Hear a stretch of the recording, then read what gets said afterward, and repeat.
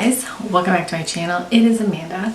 Today we're doing an update for my Pan That Shadow project. This is a project that was inspired by a video that I saw Kelly Nicole do. I'm choosing 3 palettes to hit pan in one of the shadows, and then when I hit pan on it I will rotate out a new palette just to get some pan in some of the shadows or palettes that I have, because I don't have pan in shadows often.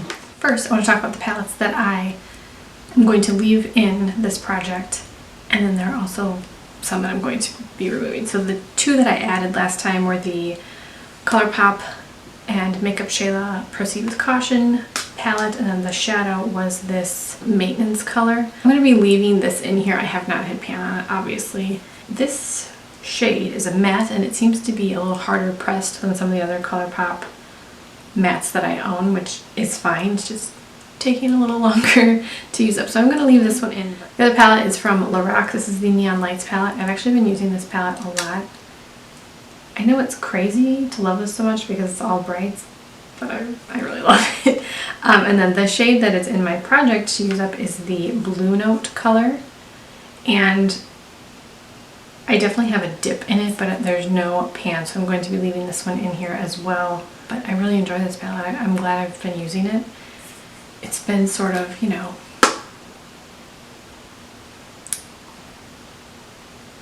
dreary makeup lately.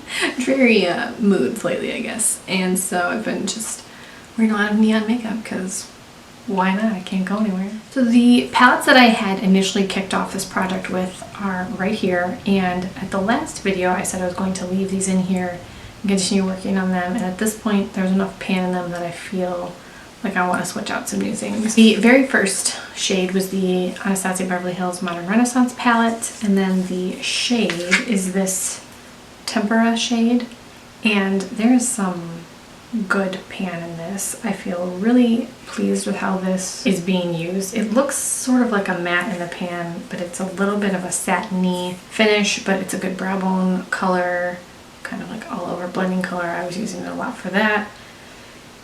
And I'm gonna remove this palette from this project at this point and add a new one in, but I'm really pleased with how this turned out. And of course you're seeing a close-up, so everything looks blurry to me, so I don't know if I'm going blind or if everything is blurry. I don't really know. The next palette was the Too Faced Semi-Sweet Chocolate Bar, and then the shade that I had randomly selected is this Nougat shade. And again, I feel really pleased with how the pan on this has progressed. This is a matte shade, basically an all over lid shade. I used it a lot to kind of set my eyeshadow primer. Not a ton of color with it, but that was kind of perfect because it was really easy to use a lot of it. I am very pleased with how this is looking. I think that's great. This is pretty exciting. I can see why people get into painting shadows. And then the last shade was from the Dominique Cosmetics Latte palette, and it was the Cold Brew shade, and I actually just hit pan on this morning. This shade is very nice, but you do have to build it up quite a bit, so the pan is pretty wide. At least it looks, I don't ever look at grams and all that stuff, but it looks like a large pan. It's not, you know, like the deepest pan in the world, but the diameter was concerning, I guess. However, I was able to get a lot of use out of this shade because you do have to kind of build this color up quite a bit, which is fine. It was, I don't want to say that it was patchy. I just had to work with it a little bit. Again, not terrible to work with. I don't think it looked patchy, but I'm wearing this today, and then the Lorac Neon Light shade, and then a Super Shock because it was 80s day. For now, I'm going to remove this one as well because I've been using it for like 3 months, so yeah, I'm ready to get some new things in my life, and that's what we're going to do. So I'm going to put those back in my drawers, randomly select 3 new palettes, and then I will come back and show you the palettes and then the shades that I'm going to select in them. It just, I have to like move all the lights, and it's just easier to pick the palettes, whatever. 3 palettes that I'm going to be adding in are the Profusion Chocolates palette. The Bad Habit Cult Mythos palette, which looks like this. Look at that green. I'm probably gonna get the black shade, which I never use. If I get a black shadow in any of these, I do not ever wear black eyeshadow. I'm choosing a different one. I don't ever wear black eyeshadow. And then the Lorac Mega Pro palette, which looks like this. Alright, so we'll do the Lorac first. There are 2, 4, 6, 8, 10, 12, 14, 16, 32 shades in here. Alright, so we have that. 2.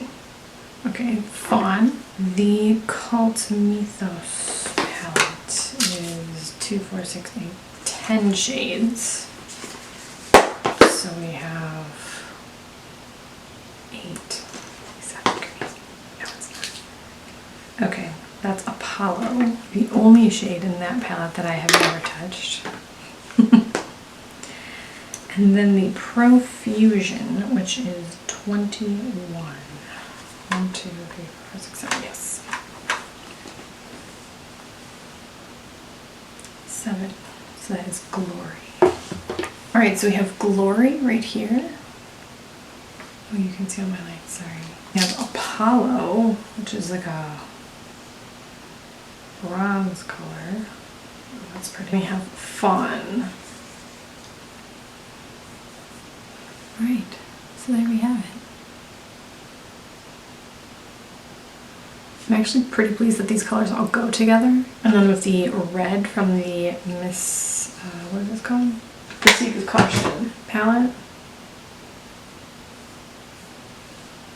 That's a cohesive look. And then I just have to put like a neon blue in there. So, you know, the neon blue kind of throws everything off, but it's okay. I will have Kelly's channel linked down below. I'll have her intro video linked down below. She's done several updates already. I'm pretty excited with how the progress is going. It's going really well. Thank you guys so much for watching. If you're doing a pan that shadow, let me know how your progress is going. And I will talk to you in my next video.